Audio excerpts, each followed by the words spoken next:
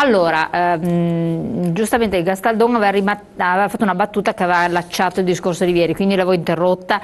Ritorno alla questione nazionale a questo punto, Sì. cioè quello che si vuol capire è lo Stato che se ne lava le mani e poi scarica come un po' per le tasse, no? Scarica poi sugli enti locali, sui comuni che devono arrabattarsi. Abbiamo avuto tante volte sindaci che non ne potevano più perché dicevano noi non ce la facciamo a starci dietro a queste cose qui, o è una questione che può essere gestita, prima Tominetti diceva una questione meramente mediatica, cioè cerchiamo di capire, può essere gestita dai comuni o non può essere gestita, in sicurezza oppure no, perché poi i cittadini alla base di tutto si spaventano, hanno anche paura, se una cosa non viene governata, se queste persone non sono... Manca una governance esatto, cioè nazionale. vederli, io faccio un esempio, in un comune anche residenziale, molto teoricamente molto tranquillo, vedere in un campo dove dovrebbero giocare dei bambini, 6-7... chiamiamoli profughi, chiamiamoli extracomunitari, quello che volete, che sono lì, che quando arriva la camioncina dei vigili scappano via tutti quanti, che sono lì che bivaccano sporcando tutto e le mamme con i bambini non vanno più nel campetto, non è sicurezza, è situazione fuori controllo. E poi si sa che questi abitano in una zona dove, vabbè, di case popolari. Scaricare poi sulla allora io voglio capire questo, cittadinanza. cioè per far chiarezza a chi ci scrive, a chi non capisce più dove sta il giusto. Sentiamo cosa dice lei come Comune di Padova, poi di nuovo all'italiana di scaricare poi sui cittadini quelle che sono poi le scelte prese dall'alto in maniera filosofica, senza poi in realtà mettere mano effettivamente al problema, capire che i cittadini comunque, cioè voglio dire, ci si dice ma 60.000 sono rimasti, sì, ma se tu vai, voglio dire, in tutte le stazioni della città, in tutte le periferie, è strapieno di gente che bivacca. Allora questi 60.000 non sono 60.000, chissà quanti sono in realtà, perché poi non essendo governato non sai neanche quanta gente arriva, quanta gente non arriva, perché poi non è che arrivano solo con i barconi, arrivano anche attraverso l'ex Jugoslavia, per capirci. Ma secondo lei oggettivamente a Padova ha raggiunto il full?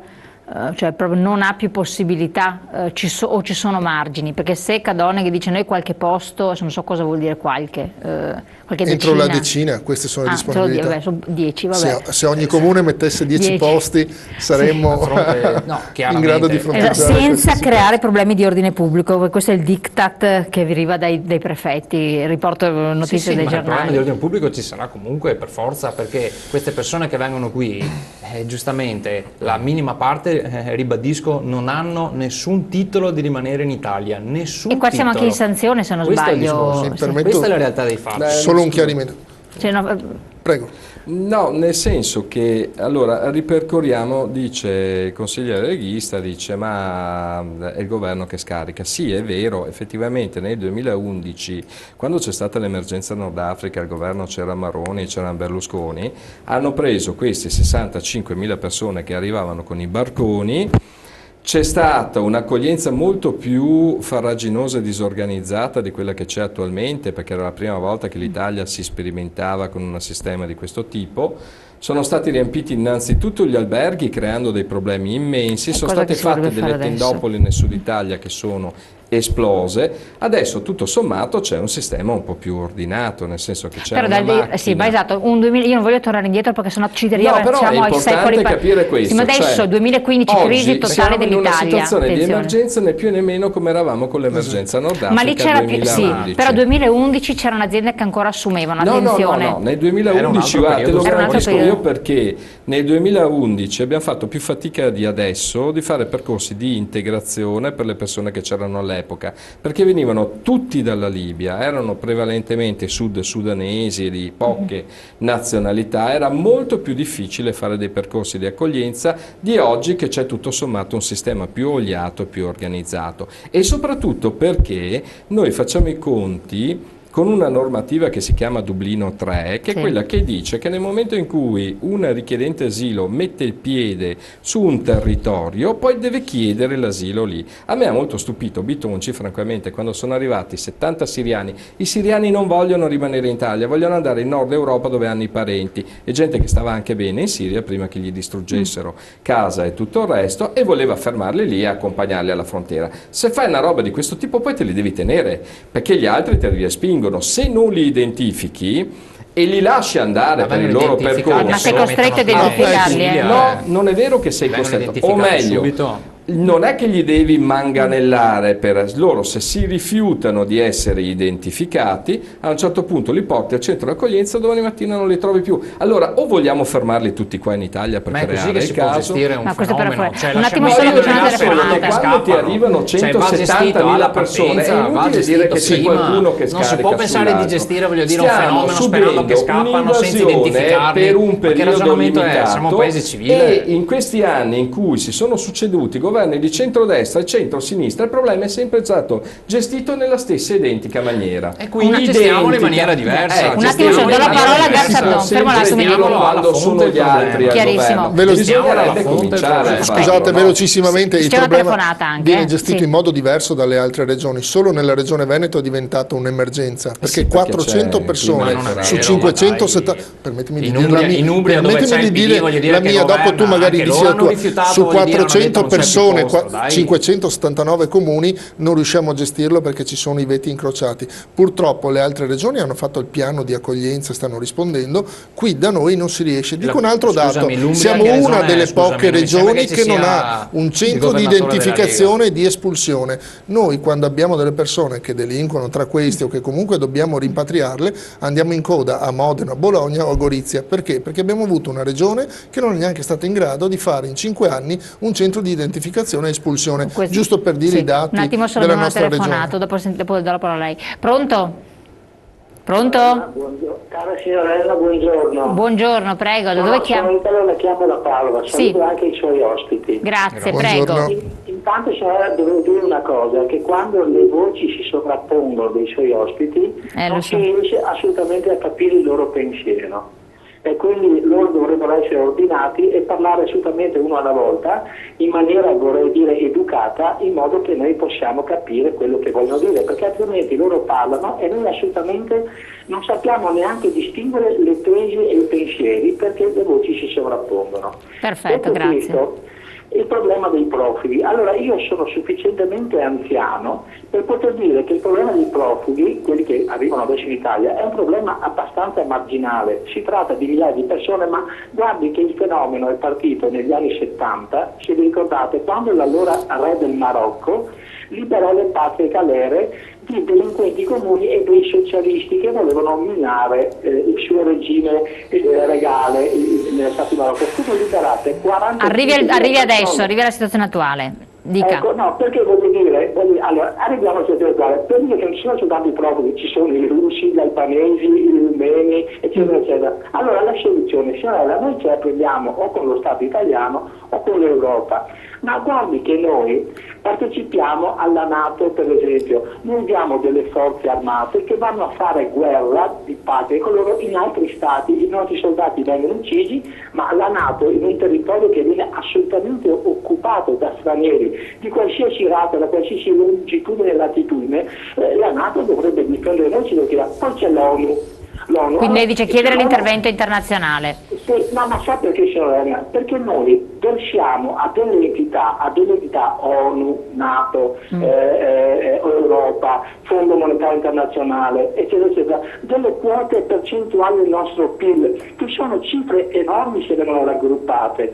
E voglio dire, non abbiamo nessun aiuto, ma non soltanto dall'Europa, perché adesso ce la prendiamo con l'Europa, ma ci sono delle strutture sovranazionali che dovrebbero partecipare anche come spesa, anche come rimborso spesa, come aiuto. Poi voglio dire, noi abbiamo un esercito, una marina e un'aeronautica che sono preposte alla difesa. Va bene, chiarissimo. Allora questa difesa la vogliamo in qualche modo attuare oppure cambiamo la Costituzione delle nostre forze armate? Cioè ci sono delle contraddizioni, onestamente signora, mi dispiace dirlo che non riesco assolutamente a capire, insomma. Chiarissima la sua domanda, grazie. Grazie. Seguendo rigorosamente, altrimenti che da casa avete capito che non si sente. La parola a lei. Rispondendo anche al telespettatore che invoca una sovranazionalità, un intervento di tutela. Ha ragione, cioè, lui parlava ovviamente anche addirittura di ONU e quant'altro, ma la realtà è questa, cioè l'Europa che mette i diktat all'Italia sul rispetto della spesa, che su ogni cosa vuole mettere becco, però quando è ora di dover fare l'Europa non lo fa. E purtroppo questo è un grande problema problema dovuto a una governance in questo momento, da un governo che non è in grado di andare in Europa, di battere il pugno sul tavolo e di dire, lo ha dimostrato il semestre italiano, di dire a un certo punto o fate così o ci date una mano o vi mettete anche voi con i vostri incrociatori, con le vostre navi militari a darci una mano a arginare il problema, oppure qui i patti non verranno più rispettati. I patti, ha il coraggio Renzi di andare lì a battere il pugno? No, lui va lì, si fa i selfie, fa attendere tutti quanti perché nel frattempo fa i selfie e i problemi degli italiani non li risolve, perché anche è una questione di priorità su tutti i temi. Qual è la priorità in questo momento? Giustamente dice è un problema marginale, ha ragione che è un problema marginale, perché adesso la cosa importante è l'economia italiana che è al tracollo, è trovare un posto di lavoro per gli italiani, è dare degli ammortizzatori sociali anche ai nostri cittadini, perché noi giustamente ci preoccupiamo degli immigrati, ci preoccupiamo di tutti, ma non ci preoccupiamo dei nostri cittadini. È stato fatto un intervento d'emergenza da parte di tutti i comuni, come dice, no? Da tutte le regioni per dare una possibilità ai nostri cittadini. Ci sono cittadini nostri che dormono in macchina, c'è gente che si sta muovendo, ci sono sentite grandi impatti mediatici, nulla non si fa, non si sta facendo nulla. Alcuni comuni con quelle poche risorse che il governo lascia, perché la realtà è che anche adesso il comune di Padova gli sono stati tolti altri 7 milioni di euro dal bilancio per finanziare altri comuni che invece fanno festa con i bilanci. E allora qual è la realtà dei fatti? La realtà dei fatti è che abbiamo i nostri cittadini che non hanno più le possibilità economiche, abbiamo un problema che poi diventa uno scontro tra poveri, uno scontro sociale, ed è proprio la mancanza di un piano nazionale e internazionale che sta portando a queste derive, che sta portando al cittadino a guardare male lo straniero. Questa è la realtà dei fatti, perché finché c'era lavoro, ripeto, no, ma quella è un'altra, finché c'è benessere, è un altro discorso, ma oggi è questa l'emergenza nazionale. Do la parola a Don, prima c'è un'altra telefonata. Pronto? Sì, pronto? Sì, signora, dove chiama? Sì, buongiorno, mi chiamo Laura. Sento, per cortesia, io seguo numerose di queste trasmissioni come state voi adesso, svolgendo il spunto a tutti. Però mi sorge un grosso dubbio nel sentire le accuse di taluni e le difese di altri. Allora, la signora e tutti i suoi, diciamo, compagni continuano a dire che è stato firmato, accettato per un certo numero, eccetera, eccetera. Però, siccome da buona casalinga io sono abituata ad essere molto precisa perché non posso permettermi di sbagliare.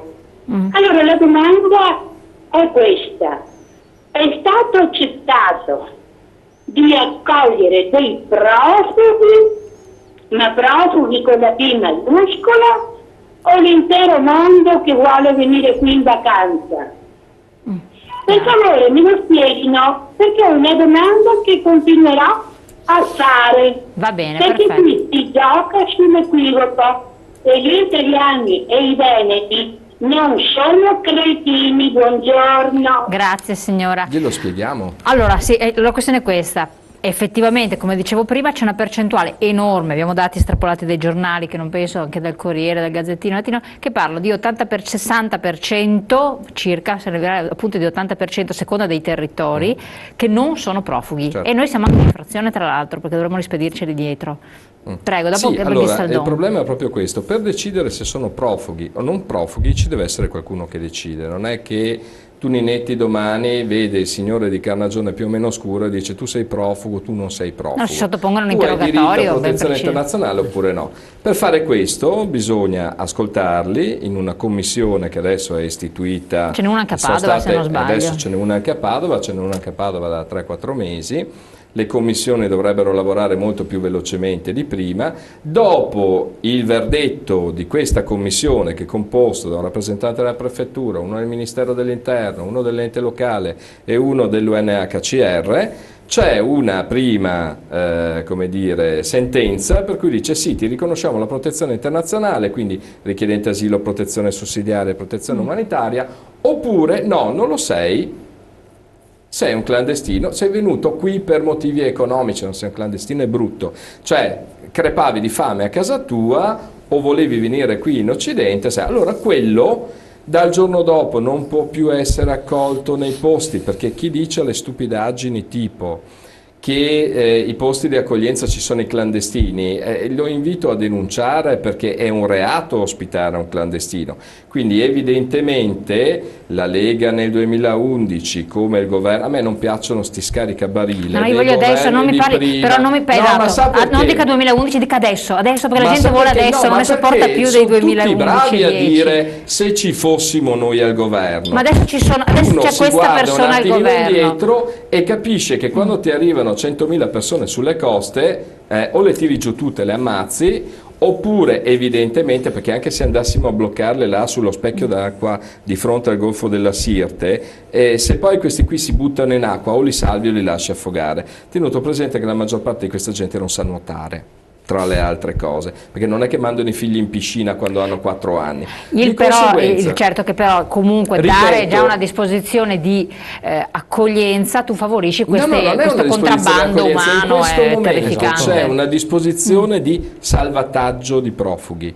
Quindi chi vuole fare delle proposte alternative che sono ben accette dovrebbe dire profughi, primo, lei dice, ma no, la signora ha chiesto, ma questi altri che non sono profughi? Questi altri devono essere rimpatriati secondo la normativa nazionale. Se poi scappano dai centri, non siamo nemmeno in grado di tenerli all'interno dei centri di accoglienza, non siamo nemmeno in grado di tenerli dentro i centri. Allora io qua l'identificazione avviene prima. A casa. Non è che guarda che prima forse avete delle informazioni sbagliate, per questo che dico che c'è veramente tanto pressapochismo. Non è che queste persone vengono detenute fino al giorno della commissione. A Padova e provincia i 480 che vengono accolti sono accolti per fortuna, altrimenti fai le caserme, allora dovete decidere se volete o non volete le caserme, non potete dire tutto il contrario di tutto. Se volete le caserme li potete anche chiudere dentro, se non volete le caserme allora vengono accolti su appartamenti del territorio, a gruppo di 4-5 persone negli appartamenti, e quando ricevono il diniego della commissione e vanno in questura ricevono il diniego. Dal giorno dopo, se non fanno ricorso, possono essere espulsi. Quindi è su questo che questo bisogna... è innegabile il concetto, bene, ma io dico, c'è un limite a un certo punto il quale l'Italia si pone, come dicevi prima, le rogatorie che ha fatto Maroni, ha posto un limite, 60.000 persone, 80.000, cioè si può mettere un limite, scusami, a un certo punto, ecco, si può allora oggi dire siamo stufi, cioè non che ne potremo più, questo è il ragionamento, si può arrivare a un certo punto di dire l'emergenza la gestiamo da A a B e non tocca a me fare ma non la stiamo proprio possiamo fare questa. Questo è il ragionamento. Questo ragionamento. Solo una cosa, bisogna evitare di andare a bombardare la Libia. L'hanno fatto gli amici, gli amici francesi l'hanno fatto. No, per piacere, no, politica no. No, voi non mi interessa, la situazione è contingente. Bene criticato Berlusconi perché non disse nulla su Gheddafi. La Libia bisogna evitare di bombardare, ma non gli accordi li aveva fatti con la Libia, eccetera, e allora non arrivano i profughi. Adesso chi vuole fare se arrivano da Bangladesh non è che arrivano dalla perché Siria. se parlate insieme non vi ascoltano, mi sentono. Fermo là, Gastaldon, tu Minetti, parlato, Gastaldon. No, in tutto questo diamo proprio dimostrazione tangibile che non siamo una realtà strutturata, siamo un sistema che ogni anno si ripresenta inerte e, come si dice, non strutturato per rispondere a quella che è un'emergenza che sappiamo esserci. Finché non ci sarà nel Nord Africa un sistema di Stato sovrano che riesce in ogni singola realtà a gestire il flusso, elevata. Quindi fino al tempo in cui c'era Mubarak in Egitto piuttosto che Gheddafi in Libia, finché non viene a ricostituirsi un ordine costituito in quelle realtà, sappiamo che dobbiamo fronteggiare un'emergenza. A fronte di questo, avere che ogni anno in modo demagogico qualche parte politica utilizza questo, invece di attrezzarsi per accogliere 480 persone, dove i sindaci dicono queste non devono andare in un posto unico perché rappresentano insicurezza, ma andiamo a distribuirle nel territorio, firmiamo degli accordi a livello Stato-Regioni, questo va ripetuto perché chi si assume una responsabilità e fa l'amministratore la deve portare a termine. Bene, se la Regione ha sottoscritto questo e si parla di accoglienza diffusa, sono 480, uno per comune, riusciamo a soddisfare quello che oggi è uno stato di necessità. Non siamo riusciti a fare questo perché non abbiamo programmato a livello regionale. Oggi non me ne voglia chi governa e chi invece cerca di sostituirlo, agitiamo questo problema in modo del tutto demagogico ed elettorale. E alla fine di questa procedura se andiamo a vedere chi invece non va a gestire le elezioni nelle regioni a fianco, hanno gestito la situazione e non hanno questo problema, con numeri superiori. Assolutamente, dopo andiamo a pubblicità. Le chiedo soltanto questo, anzi lo chiedo a voi. Qui i dati dicono che 190 posti disponibili a Padova su un totale di 710, dopo chiedo se è vero oppure no. Riporto, provincia, Padova e provincia, va bene. Perché la gente legge anche i giornali, per cui alla fine bisogna anche capire questo. E qui dice, a seconda delle ondate che hanno raggiunto il territorio, sono transitati in Veneto, notizia del Gazzettino, 7.667 persone, 4.990 hanno abbandonato le strutture locali sparendo chissà dove, lasciando l'Italia, andando all'estero. Avevano dei documenti di via validi 3 mesi. Può essere dato maggior contezza di questo negli anni scorsi. Questa è la procedura, vengono dati dei documenti validi in area Schengen per la mobilità. Non è vero che sono validi in area Schengen, Ascolta, fino a un anno fa erano validi. L'Austria perché li sta respingendo? Proprio perché non sono validi per l'area Schengen. E poi queste purtroppo, posso finire anch'io? Visto che ha detto il cittadino, no, perché bisogna dire anche la verità, però bisogna dire anche la verità. Il discorso dell'Austria è solo un anno che ha bloccato questo, tant'è vero che adesso anche la Francia chiede di rivedere gli accordi in area Schengen, ma per quanto riguarda l'Austria, da poco più di un anno che ha questo modo di interpretare la cosa, il resto dell'Europa sa che c'è la validità di mobilità. Andiamo a dire le cose come sono, perché l'Austria si è distinta, per quanto riguarda il resto d'Europa è valida questa mobilità. Ecco, però non è neanche corretto che un paese dica sì, l'altro no, perché allora a questo punto vi pongo la battuta, poi andiamo in pubblicità. Purtroppo questo è la promessa italiana cosa ha portato? I semestri precedenti forse non hanno portato neanche questi a soluzione. Io non voglio andare a fare demagogia, a dire che qualcuno ha comprato la casa a Lampedusa 3 anni fa perché diceva che Lampedusa non era un problema per l'immigrazione. Non facciamo di questi giochini di chi c'è oggi, chi c'è Io sto parlando di un problema strutturale che l'Italia come sistema in genere da anni sta affrontando purtroppo in modo demagogico. Pubblicità, poi torniamo insieme.